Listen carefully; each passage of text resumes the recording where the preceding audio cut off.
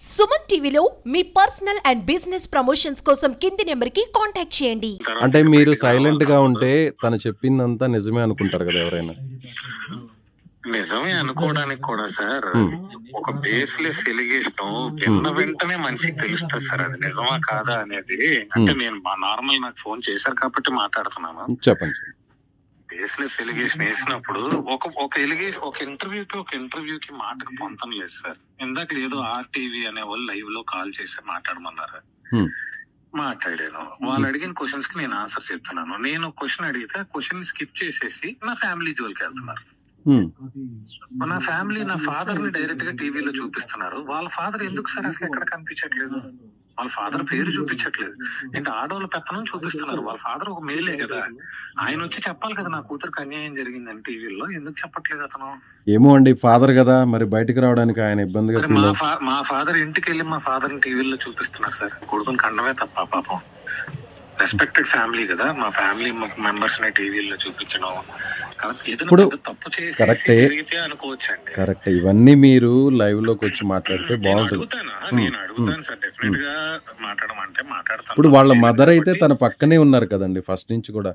Sir అసలు విడిపోవడానికి రీజనే వాళ్ళ మదర్ సార్. వాళ్ళ మదర్ ఫస్ట్ నుంచి కాదండి, మొదటి నుంచి ఉంది. ఆవిడ బెడ్రూమ్ లో కూడా వచ్చి పడుకుంటది. ఆవిడకి అసలు ఒక సెకండ్ కూడా డోర్ బాధేస్తుంది. ఆవిడ డోర్ ఎత్తే అలాంటి నేచర్ ఆవిడది.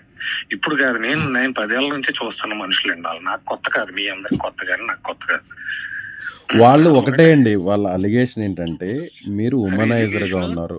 ఎలిగేషన్ ఉమనైజర్ కదా సార్. నేను ఒక్కటే క్వశ్చన్ అడగదలుచుకున్నానండి. నువ్వు ఉమనైజర్ అనేసి వదిలేసాను అంటున్నావు. 4 years బ్యాక్ వదిలేసావు అనడానికి ప్రూఫ్స్ ఉన్నాయి. 4 years నుంచి మన ఇద్దరం ఒక గడపలో లేము అనడానికి ప్రూఫ్స్ ఉన్నాయి. ఒక ఇంటర్వ్యూలో 2 ఏళ్ల క్రితం కాల్ చేసాడు అంటున్నారు. ఇంకొక ఇంటర్వ్యూలో సంవత్సరం క్రితం కాల్ చేసాడు అంటున్నారు. 4 ఏళ్ల నుంచి ఒక గడపలో లేకపోతే ఇవి ఎలా జరుగుతున్నాయని ఎవరు అడగట్లేదు. వాళ్ళే చూపిస్తున్నారు 4 ఏళ్ల నుంచి కలిసి లేరని. మీరు సినిమాలోకి వచ్చిన తర్వాత అప్పటి నుంచి అసలు మీ బిహేవియర్ లో మొత్తం చేంజ్ వచ్చింది. ఒక విషయం ప్రతి రోజు కూడా రోజు ఒక అమ్మాయితో ఉండాలి అనేటువంటి ఆ ఇంట్రెస్ట్ తప్ప. ఒక విషయం చెప్తున్నాను సార్, నేను లైవ్ లో మాట్లాడతాను కానీ ఇప్పుడు చేశారు కాబట్టి మీకు మాట్లాడుతున్నాను. ఇది ఆఫ్ రికార్డ్ కాదు, ఆన్ రికార్డ్ అనుకున్నా ఆఫ్ రికార్డ్ అనుకున్నా మీ ఇష్టం. నేను ఒకటే చెప్తున్నాను. ఇప్పుడు ఎలిగేషన్స్ వేయడం వెరీ సింపుల్ సార్. ఇప్పుడు ఎలిగేషన్స్ ఏం వేస్తున్నారు? రోజుకు ఒక అమ్మాయితో తిరుగుతున్నాను అంటున్నారు. రోజుకు ఒక అమ్మాయితో తిరిగి నన్ను 4 years బ్యాక్ వదిలేసిన మీరు ఈ 4 years గా 35-38 ఏదో ఫిగర్ టీవీలో చూపిస్తున్నారండి. I'm not sure. ఎందుకు ఈ 4 ఏళ్లగా మీరు బయటకు రాలేదు? ఈ రోజే ఎందుకు? 4 ఏళ్లగా నా మీద పెట్టిన పోలీస్ స్టేషన్స్ లో దిశలో కేసు పెట్టారు కదా, ఆ రోజు దిశలో మీరు ప్రూవ్ చెయ్యాలి కదా. ఈ సాక్ష్యాలు తెచ్చి స్టేషన్ లో సీఏ గారి ముందు లేకపోతే ఒక రైటర్. సాయి గారు మీరు ఏమనుకోకుండా 5 నిమిషాలు మీరు, ఎందుకంటే మీరు చెప్పే దాంట్లో ఆవేదన ఉంది, అర్థమవుతుంది. ఒక 5 నిమిషాలు అంటే మళ్ళీ ఇష్యూ ఇప్పుడు నడుస్తుంది కదా సాయి గారు, అంటే వేరేలా అనుకోవద్దు. మీరు రెండు రీజన్స్ అండి. ఒకటి, నేను బయట ఉన్నాను సార్, నా ఫ్యామిలీ మెంబర్స్ ని కొంచెం సంభాళించుకోవడం నాకు ఇప్పుడు వెరీ ఇంపార్టెంట్. ఇంకోటి, నాకు అసలు హెల్త్ కండిషన్ బాగాలేదు. నేను మాట్లాడను. నేను తప్పించుకోవడానికి నేనేం ట్రై చేయట్లేదండి. ఎందుకంటే నేను జస్ట్ మీకన్నా ఒక అరగంట ముందు వేరే న్యూస్ ఛానల్, దాని ముందు వేరే న్యూస్ ఛానల్ తో మాట్లాడే వెక్స్టప్ అండి. అంటే అడుగుతున్న మాటలు బేస్లెస్ అని తెలిసి ఇప్పుడు ఎవరో కొత్తగా ఈ రోజు అంటగట్టారు, ఒక గంట క్రితం డ్రగ్స్ అంటున్నారు. ఏంటంటే ఇప్పుడు వైజాగ్ లో డ్రగ్స్ అనేది ఏదో ట్రెండింగ్ లో ఉంది. సో ఇప్పుడు డ్రగ్స్ అనే టాపిక్ అయితే ఈ న్యూస్ ట్రెండ్ అవుతుంది. నేను ఒక ప్రొఫెషనల్ మూవీ యాక్టర్ అండి. నా అందాన్ని కాపాడుకోవడానికి సంవత్సరాలు బట్టి ఫిట్నెస్ మెయింటైన్ చేయడానికి రోజుకు ఒక పూట తినే వ్యక్తిని.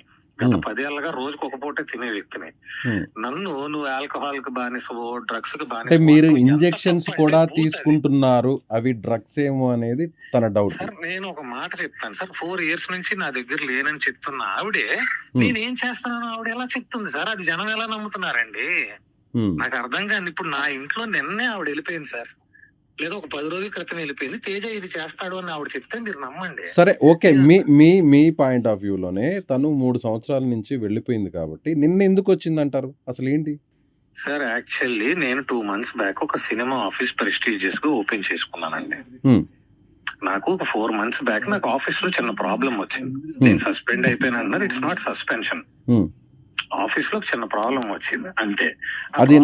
అది మీ ఫ్యామిలీ ఇష్యూ వల్ల కాదా? అది మా ఫ్యామిలీ వీళ్ళ ఫాదరే నా మీద inappropriate complaints through back channel నా పై ఆఫీసర్లకు పెట్టేసరికి నా పై ఆఫీసర్లు నా పై చేసిన ప్రెషర్ అండ్ ట్రబుల్ కి నేను ఆఫీస్ కి వెళ్లకుండా లీవ్ లో ఉన్నానండి. నాకు ఎవరు ఉద్యోగం, నేను ఒక సెంట్రల్ గవర్నమెంట్ ఆఫీసర్ ని, నా ఉద్యోగం ఎవరు తీయలేరు సార్.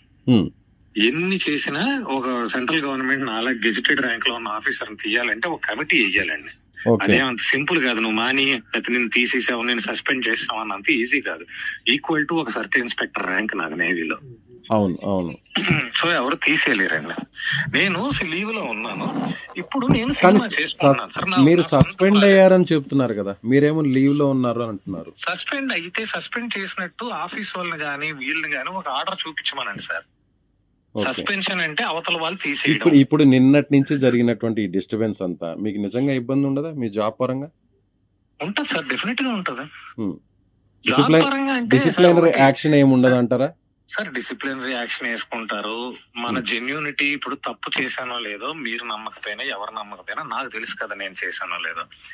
సో నేను ఈ రోజు కాకపోతే రేపో ఎల్లుండో ఒక నెల రోజుల తర్వాత అయినా నేను తప్పు చేయలేదు. వెంకట సాయి గారు పాప మాట్లాడుతుంది. పాప మాట్లాడేటప్పుడు ఒక విషయం చెప్పింది, అలాంటి డాడీ వద్దు, కనీసం నాతో మాట్లాడట్లేదు అంటే. చిన్న పాప 8-10 సంవత్సరాల పాప అబద్ధాలు చెప్పదు కదా. ఒక మాట నేను మీకు అడుగుతాను సార్, ఇది this is all sentimental centric words అండి. This is wrong portrayal. First as a father గా మీకు రెస్పాన్సిబిలిటీ ఉంది కదా వెంకట సాయి గారు. యాజ్ ఎ ఫాదర్ గా అంటే తనకు సర్జరీ చెప్పండి ప్లీజ్. నాకు గట్టిగా మాట్లాడాలి. Okay no issue, continue sir. పాప నా దగ్గర గనక 10 రోజులు ఉంటే నేనేం మాట్లాడమంటే అది మాట్లాడతారు సార్ టీవీలో. దట్ ఈస్ చిన్నపిల్లల నైజం. అది మన అందరికీ తెలుసు, ఆన్ గ్రౌండ్ ఫ్యాక్ట్. మనం ఒప్పుకోకపోయినా మన పిల్లలకి అమ్మ నిన్ను అడిగితే ఇలా చెప్పమ్మా అని అంటే మనం ఏం చెప్తారు. ఇది ఫస్ట్ విషయం. ఆ పిల్ల వయసు మెచ్యూరిటీతో తన అంతటా తన ఓన్ గా మాట్లాడే ఏజ్ తనది కాదు.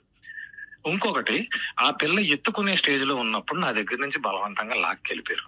ఏనాడు నాకు చూపించడానికి కూడా ఇష్టపడలేదు. పాపను పెట్టుకునే 4 ఏళ్ల నుంచి నాతో ఆడుకుంటారు.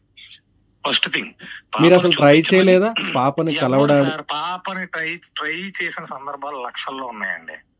నేను ఈ మధ్యలో ఈ 4 ఏళ్లలో 2-3 సార్లు పాప స్కూల్కి వెళ్ళి దొంగతనంగా కూడా కలిశానండి. నా దగ్గర సాక్ష్యాలు కూడా ఉన్నాయి సార్. మీడియాలో పెట్టుకుని నా కుటుంబ పరువు నేను తీసుకోలేక ఊరుకుంటున్నానండి. వెంకట సాయి గారు ఓకే, తను ఏమంటుందంటే పాప స్కూల్ కి వెళ్ళి నేను పాపను కలిసి తీసుకున్న రీసెంట్ ఫొటోస్ కూడా ఒక 3 నెలల క్రితం పాపను కలిసి స్కూల్లో ఫొటోస్ ఉన్నాయి. 1 సంవత్సరం క్రితం పాప ఋషికొండ దగ్గర కొండ మీద వెంకటేశ్వర స్వామి గుడిలో భరతనాట్యం ప్రోగ్రామ్ చేస్తుందని తెలిస్తే వెంటనే పరిగెట్టుకుంటూ వెళ్ళి అక్కడ చూసిన ఇవి ఉన్నాయి. పాపకు బాగాలేకపోతే నేను వెళ్ళలేదని చెప్తున్నారు. బాగాలేదని ఎవరండి నాకు కమ్యూనికేట్ చేశారు?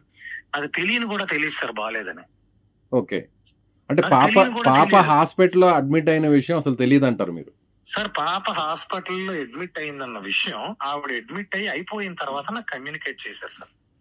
టు బి ఫ్రాంక్లీ నేను వెంటనే మా ఫాదర్ కి చేశాను, మీకైనా తెలిసిందా అంటే మాకు తెలిసిందిరా, మేము చూడడానికి వెళ్ళాము, నీకు ట్రై చేసాము, నీ ఫోన్ దొరకలేదు, నిన్న నైటే వెళ్ళాం మేము, మార్నింగ్ డిశ్చార్జ్ అయిపోయిందంట అన్నారు. మరి నేను ఎలా డాడీ, నేను వాళ్ళ ఇంటికి వెళ్తే నన్ను రానివ్వరు కదా, నేను ఎలా చూడాలి పాపనే, మీరైనా ఒకవేళ వెళ్ళగలిగితే వెళ్ళి ఒకసారి వీడియో కాల్ చేసి చూపించండి, టెన్షన్ వస్తుంది నాకంటే. భయం ఏమి లేదురా, అంత డేంజర్ ఏం కాదు, చిన్నదేలే, క్యూర్ అయిపోద్దిలే, కంగారు పడక అని చెప్పారు. రీసెంట్ గా పాపతో ఎప్పుడు మాట్లాడారు? రీసెంట్ గా సార్ నేను ఒక 3 months బ్యాక్ అనుకుంటానండి, అరౌండ్, నాకు డేట్లు గుర్తులేవు.